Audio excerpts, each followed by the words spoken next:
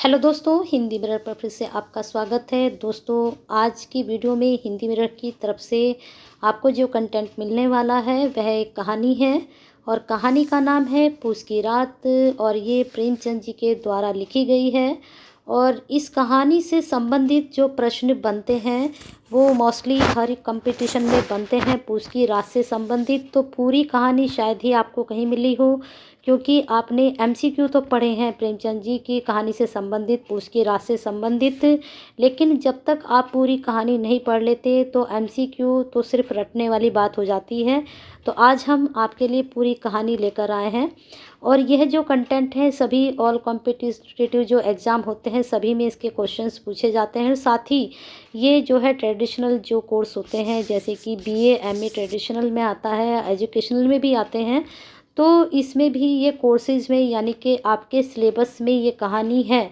ख़ास तौर से जो बीए सेकेंड ईयर के स्टूडेंट हैं उनमें ये कहानी है। तो इस कहानी को हम पूरी आपको बताते हैं। चलिए पढ़ते हैं पूरी कहानी और साथ साथ में आपको इसमें जो क्वेश्चंस किस तरह से आपके बनेंगे। एक तो आपको जो है कहानी में चरित्र चित्रण ज़रूर पूछे जाते हैं। अगर आपके जो है सब्जेक्टली क्वेश्चन बनते हैं तो चरित्र चित्रण ज़रूर आता है। अब चरित्र चित्रण इस कहानी में किस किस का पूछा जा सकता है। एक तो आपका हल्कू का इसमें चरित्र चित्रण पूछा जाता है। चलिए और आगे करैक्टर जैसे आते जाएंगे हम आपको बताते जाएंगे। तो हल्कू के बारे में पूरी कहानी में आप ध्यान से सुनिएगा और ध्यान से पढ़िएगा। जब आप हल्कू के बारे में सब कुछ जान जाएंगे तो आप खुद से भी उसका चरित्र चित्रण कर पाएंगे। चलिए देखते हैं। हल्कू ने आकर स्त्री से कहा, सहना आया है, लाओ जो रुपये रखे हैं उसे दे दूं, किस तरह गला तो छूटे। कोई उनसे उधार किसी से ले रखा था उन्होंने, तो पैसे मांगने आया था। उसने कहा अपनी पत्नी से, हल्कू ने, कि लाओ मुझे पैसे दे दो, मैं उसको दे देता हूँ। मुन्नी झाड़ू लगा रही थी। मुन्नी कौन है? हल्कू की पत्नी। पीछे फिर कर बोली, 3 ही तो रुपये हैं। अब जैसे अब लास्ट ईयर आपके जो क्वेश्चंस बने थे वो एमसीक्यू बने थे, ठीक है, तो इस तरह के क्वेश्चंस डीपली पूछे जाते हैं। अब वो कितने रुपये थे उसके? 3 ही रुपये हैं, तो इसका मतलब वह मांगने वाला 3 रुपये मांगने आया था। तो ये डीपली क्वेश्चंस पूछे जाते हैं, तो इनको आप ध्यान से सुनिए। दे दोगे तो कम्बल कहाँ से आवेगा? माघ पूस की रात हार में कैसे कटेगी? उससे कह दो फसल पर रुपए दे देंगे, अभी नहीं। यहाँ आपका एमसीक्यू एक तो ये बन चुका है। और मुन्नी क्या कर रही थी? मुन्नी झाड़ू लगा रही थी। इस तरह के क्वेश्चन यहाँ पर बन चुका है, ठीक है। चलिए आगे देखते हैं। हल्कू एक क्षण अनिश्चित दशा में खड़ा रहा। पूस सिर पर आ गया। कंबल के बिना हार में रात को वह किस तरह नहीं जा सकता, मगर सहना मानेगा नहीं और जो है घुड़कियाँ जमावेगा, गालियाँ देगा। कौन मांगने आया था पैसा? सहना, ठीक है, उसका नाम क्या है? सहना। फिर आगे, बला से जाड़ों मरेंगे, बला सिर से टल जाएगी, यह सोचता वह अपनी भारी घर भरकम डील लिए हुए जो उसके पास को झूठ सिद्ध करता था स्त्री के समीप आ गया और खुशामद करके बोला, ला दे दे, गला तो छूटे। कंबल के लिए कोई दूसरा उपाय सोचूंगा। यहाँ कंबल है, ये कंबल है, ठीक है, कोई दूसरा उपाय सोचूंगा। मुन्नी उसके पास से दूर हट गई और आंखें तरती हुई बोली, कर चुके दूसरा उपाय, जरा सुनो कौन उपाय करोगे? कोई खैरात दे देगा कंबल, न जाने कितनी बाकी है, न किसी तरह चुकने ही नहीं आती। मैं कहती हूँ तुम क्यों नहीं खेती छोड़ देते? मर मर काम करो, उपज हो तो बाकी दे दो, चलो छुट्टी हुई। बाकी दुकाने के लिए तो हमारा जन्म हुआ है, पेट के लिए मजूरी करो, ऐसी खेती से बाज आए मैं रुपये ना दूंगी। वह कहती है कि मैं रुपये नहीं दूंगी। हल्कू उदास होकर बोला, तो क्या गाली खाऊं? मुन्नी ने तड़क कर कहा, गाली क्यों देगा? उसका कौन सा राज है यहाँ पर? मगर यह कहने के साथ उसकी तनी हुई भौहें ढीली पड़ गई। हल्कू के इस वाक्य में जो कि कठोर सत्य था, मानो एक भीषण जंतु की भांति उसे घूर रहा था। तो यहाँ पर हल्कू का अगर हम करैक्टर समझते हैं तो एक स्वाभिमानी हम बोल सकते हैं। यहाँ पर हम उसको एक स्वाभिमानी का एक करैक्टर का हेडिंग दे सकते हैं। चलिए आगे देखते हैं। उसने जाकर आले पर से रुपये निकाले और लाकर हल्कू के हाथ पर रख दिए। फिर बोली, तुम छोड़ दो अब कैसे खेती, मजूरी में एक सुख से एक रोटी खाने को तो मिलेगी, किसी की धौंस तो ना रहेगी। अच्छी खेती है, मजूरी करके लाओ, वह उसी में झोंक दो, उस पर धौंस कहते हैं। वो कहती है कि हम जो है क्या करते हैं, अच्छी खेती भी करते हैं, मजूरी करके लाते हैं और तब भी ये लोग हम पर क्या करते हैं, अपनी धौंस जमाते हैं, अपना रोब आकर जमाते हैं। चलिए आगे देखते हैं। हल्कू ने रुपये लिए और इस तरह बाहर चला मानो हृदय निकाल कर देने जा रहा हो। उसने मजूरी से एक पैसा काट कर 3 रुपये कंबल के लिए जोड़े थे। यहाँ का कंबल ही है, ठीक है। तो वह आज निकले जा रहे थे। एक एक पग के साथ उसका मस्तक अपनी दीनता के भार से दबा जा रहा था। हालांकि उसको कंबल खरीदना था, लेकिन फिर भी उसके पैसे जो उधार थे वह उनको देने जा रहा था। पूस की अंधेरी रात है। अब दूसरा इसे पैरा शुरू हो चुका है। आकाश पर तारे चिटरते मालूम होते थे। हल्को अपने खेत के ऊख के पत्तों की छतरी के नीचे बांस के खटोले पर पुरानी गाड़ी की चादर ओढ़े काँप रहा था। अब यहाँ से देखिए छोटा सा MCQ निकल कर आ सकता है आपका कि पत्तों की, किसके पत्तों की, ऊख के पत्तों की एक छतरी के नीचे बांस का, किस तरह का खटोला था, बांस का खटोला था। ये चीज़ याद रखिएगा। फिर आगे देखते हैं। खाट के नीचे उसकी संगी कुत्ता जबरा, यहाँ पर जबरा कुत्ते के बारे में बताया गया है, और मुंह में डाले सर्दी में कू कू कर रहा था। दो में से एक को भी नींद न आती थी। हल्कू ने घुटने के गर्दन में चिपकाते हुए कहा, क्यों जबरा, जाड़ा लगता है? कहता तो था घर में पुआल पर लेट रहे। तो उसने कहा कि तुम घर पर लेटे रहते, तुम मेरे साथ क्यों आए, है ना। अब खाओ, ठंड में क्या करूं, जानते थे मैं यहाँ हलवा पूरी खाने आ रहा हूँ। दौड़े दौड़े आगे चले आए। अब रो नानी के नाम से, ठीक है। अब देखिए यहाँ पर भी, यहाँ पर उसको दयावान आप जो है दे सकते हैं कि एक जानवर के लिए हल्कू कितना दयावान है ना। जबरा ने पड़े पड़े दुम हिलाई और अपनी कुकू को दीर्घ बनाता हुआ एक बार जमाई लेकर चुप हो गया। अब यहाँ पर जबरा का भी आपसे करैक्टर पूछा जा सकता है कि वह एक स्वामी भक्त है ना। चलिए आगे देखते हैं। उसने श्वान बुद्धि ने, श्वान पता है ना आपको श्वान किसको बोलते हैं, यहाँ पर श्वान उस जबरा कुत्ते के लिए आया है। स्वामी को मेरी कुकू से नींद नहीं आ रही है। अब देखो यहाँ पर जबरा ने सोचा कि जो मैं कुकू कर रहा हूँ उससे जो हल्कू है उसको नींद नहीं आ रही है।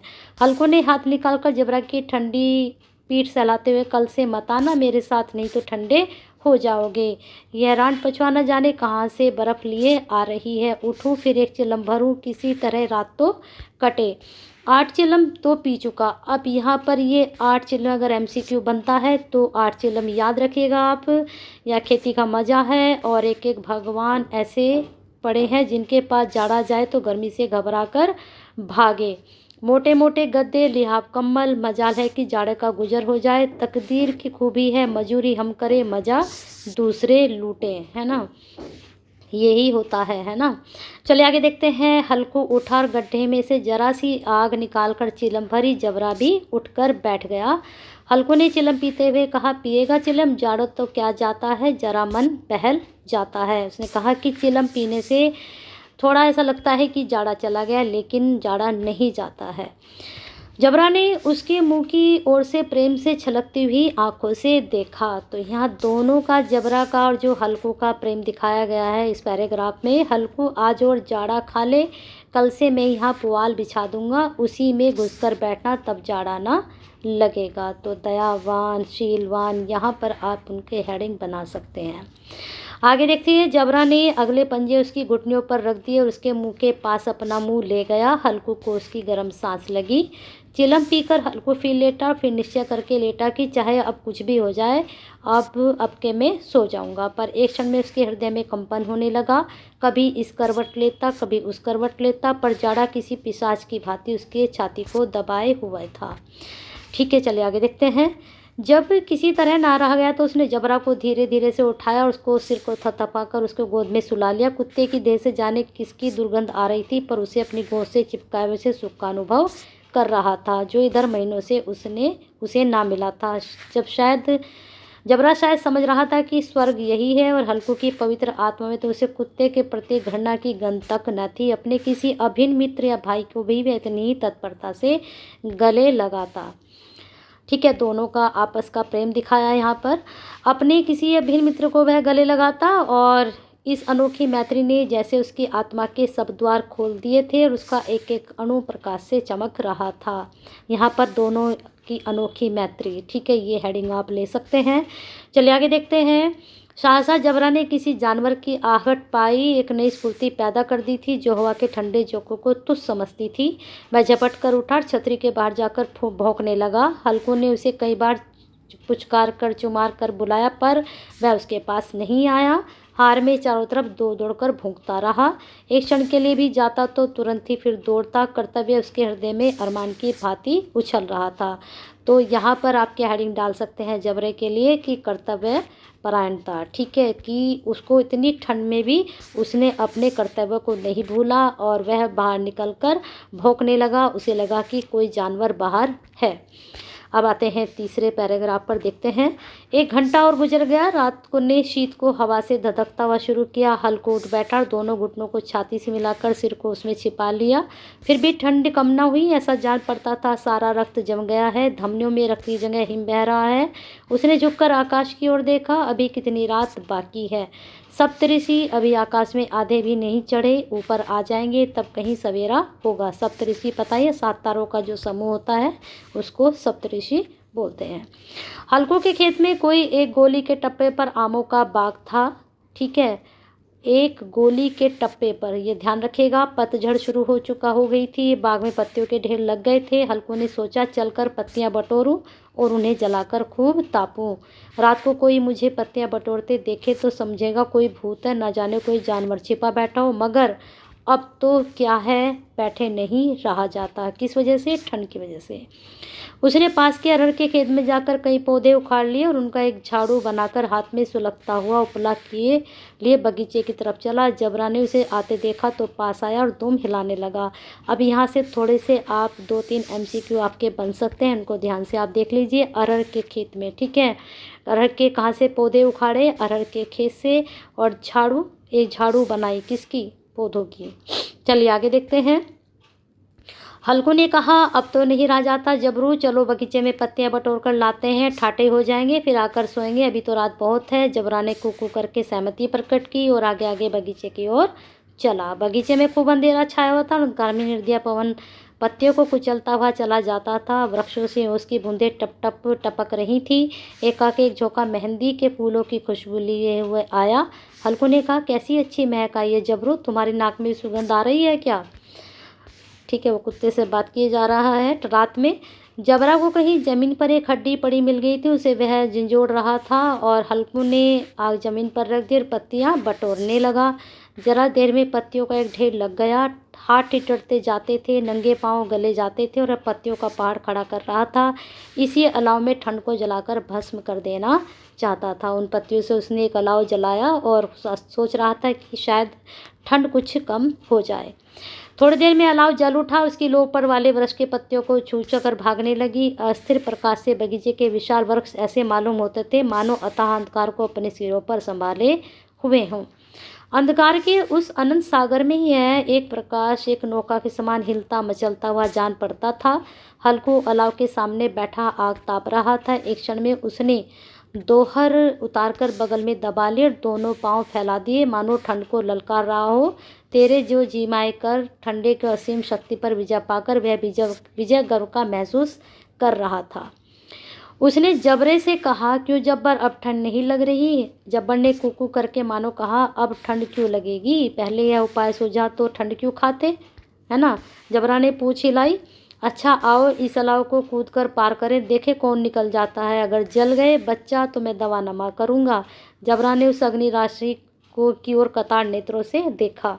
अब देखिए यहाँ ऐसा सुंदर चित्रण की लग रहा है कि एक कुत्ता भी एक इंसान की या अपने मालिक की भाषा यहाँ पर समझता है। चलिए आगे देखते हैं। मुन्नी से कल ना कह देना नहीं तो लड़ाई करेगी। उसने कहा कि उससे मत बोलना अपनी मालकिन से, नहीं तो वह हमसे लड़ेगी। यह कहता हुआ उछला, अलाव के ऊपर से साफ निकल गया। पैरों में जरा लपट लगी और वह कोई बात न थी। जबरा आग के गिर्द घूमकर उसके पास खड़ा हुआ। हल्को ने कहा चलो चलो इसकी सही नहीं, ऊपर से कूद कर आओ। वह फिर कूदा और अलाव के पास इस पार आ गया। अब आते हैं 4th पैराग्राफ पर। यहाँ पर ये सीन उनका ये पार्ट दृश्य खत्म हो चुका है। चलिए आगे देखते हैं। पत्तियां जल चुकी थी। बगीचे में फिर अंधेरा छाया था। राख के नीचे कुछ कुछ आग बाकी थी जो वहाँ का झोंका आ जाने पर जरा उठती थी, एक क्षण में फिर आंखें मुँह बंद कर लेती थी। हल्को ने फिर चादर ओढ़ ली। गर्म राख के पास बैठा हुआ एक गीत गुनगुनाने लगा। उसके बदन से गर्मी आ गई थी। जो जो शीत बढ़ती जाती थी उसे आलस्य दबाए जाता था। जबरा जोर से भौंककर खेत की ओर भागा। हल्कू को ऐसा मालूम हुआ कि जानवरों के झुंड उसके खेत में आए हों। शायद नील गाय का झुंड था। उनको कूदने दौड़ने की आवाज़ें साफ कान में आ रही थी। फिर ऐसा मालूम हुआ कि वह खेत में चर रही हैं। उनके चबाने की आवाज़ चढ़ सुनाई देने लगी। उसके दिल ने कहा, जबरा होते कोई जानवर खेत में नहीं आ सकता। नोच ही डाले, मुझे भ्रम हो रहा है। कहाँ, अब तो कोई नहीं सुनाई देता। मुझे भी कैसा धोखा हुआ है। उसने जोर से आवाज़ लगाई, जबरा जबरा। जबरा भौंकता रहा, उसके पास ना आया। फिर खेत के चरे आने की आहट मिली। अब वह अपने को धोखा ना दे सका। उसने अपनी जगह से हिलना जहर लग रहा था, जैसे दंदाया हुआ बैठा हो। इस जाड़े पाले में खेत में जाना, जानवरों के पीछे दौड़ना असूझ जान पड़ता था। वह अपनी जगह से ना हिला। उसने जोर से आवाज़ लगाई, लियो लियो लियो, मतलब वहीं बैठे बैठे वो उनको भगाने लगा। जबरा भौंक रहा था। जानवर खेत चर रहे थे। फसल तैयार है। कैसी अच्छी खेती थी, पर ये दुष्ट जानवर उसका सर्वनाश किए डालते हैं।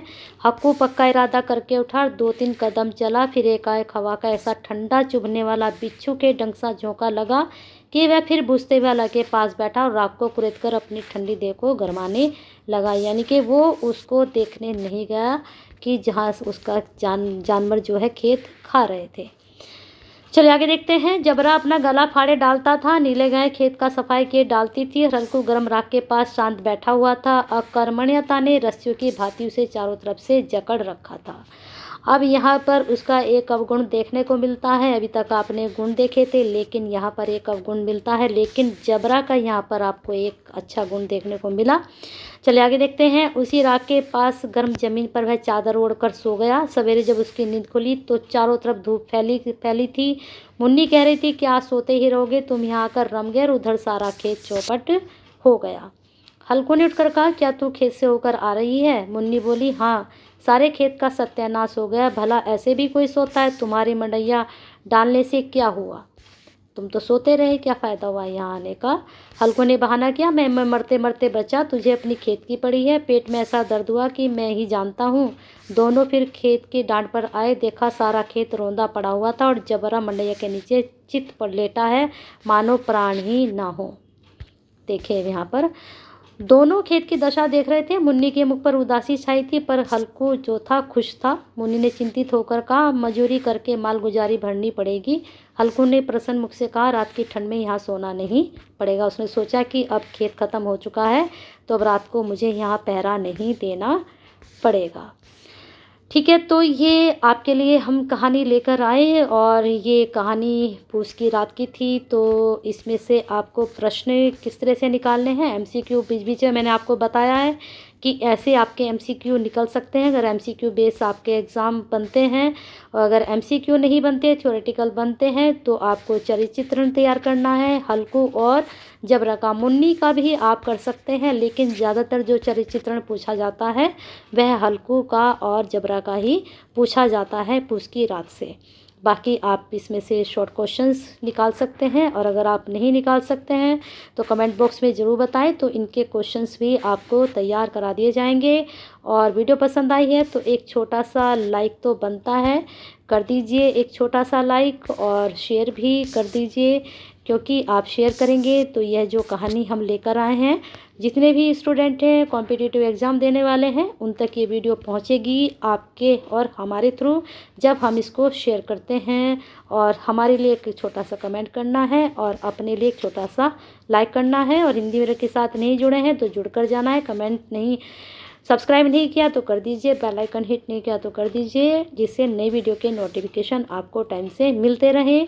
और अब हम आपके लिए इसके बाद जो कहानी लेकर आएंगे, जयशंकर प्रसाद जी की गुंडा कहानी है, उसको लेकर आएंगे कल। तो बने रहिए हिंदी मिरर के साथ। अपना प्यार और साथ ऐसे ही बनाकर रखिए।